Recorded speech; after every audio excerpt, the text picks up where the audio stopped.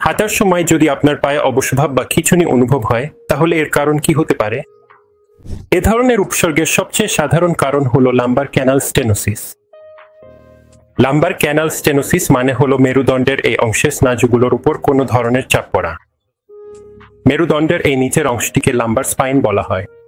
সাধারণত বয়সজনিত অবক্ষয় বা ডিস্ক ধসে যাওয়ার কারণে মেরুদণ্ডের লাম্বার অঞ্চলের স্নায়ুগুলোর উপর চাপ পড়তে পারে।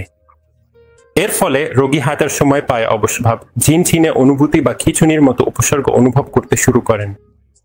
শুরুর দিকে এই উপসর্গগুলো সাধারণত 1 থেকে 1.5 কিলোমিটার হাঁটার পর অথবা আধা ঘন্টা বা 45 মিনিট দাঁড়িয়ে থাকার পর দেখা দিতে পারে।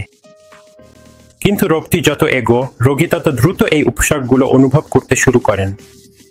কিছু রোগীর ক্ষেত্রে এমনও হয় যে হাঁটা বা দাঁড়ানোর 5 থেকে 10 মিনিটের মধ্যেই তারা পায়ে অবসভাব বা খিঁচুনি অনুভব করতে শুরু করেন। এখানে চিকিৎসা খুবই সহজ।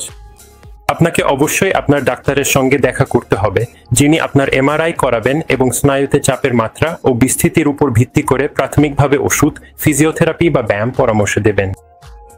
অধিকাংশ রোগী ফিজিওথেরাপি ও ওষুধের মাধ্যমে বেশ ভালোভাবেই নিজেদের সামলাতে পারেন। কিন্তু রোগটি যখন আরো বাড়ে, তখন অনেক সময় রোগীর পক্ষে 5 মিনিটও হাঁটা বা দাঁড়িয়ে থাকা অত্যন্ত কষ্টকর হয়ে পড়ে। এমন পরিস্থিতিতে অস্ত্রোপচার প্রয়োজন হতে পারে। সাধারণত আমরা যখন এই অস্ত্রোপচার করি, তখন কিহোল ইনসিশন ও মাইক্রোস্কোপ ব্যবহার করি এবং এর জন্য মাত্র 1 দিনের জন্য হাসপাতালে ভর্তি থাকতে হয়। সাধারণত এই অস্ত্রোপচারটি 4-5 মিনিট থেকে 1 ঘন্টা সময় নেয় এবং রোগী পরের দিনই হাঁটতে পারেন। এমনকি আমরা অনেক সময় রোগীকে পরের দিনই বাড়ি পাঠিয়ে দিই। তাই হাঁটার সময় যদি আপনার পায়ে অবসভাব বা ক্র্যাম্প হয়, চিন্তা করবেন না। আপনার ডাক্তারের সঙ্গে দেখা করুন। এটি লাম্বার ক্যানাল স্টেনোসিসের একটি উপসর্গ হতে পারে এবং এটি ওষুধ বা ব্যায়ামের মাধ্যমে খুব ভালোভাবে নিয়ন্ত্রণ করা যায়।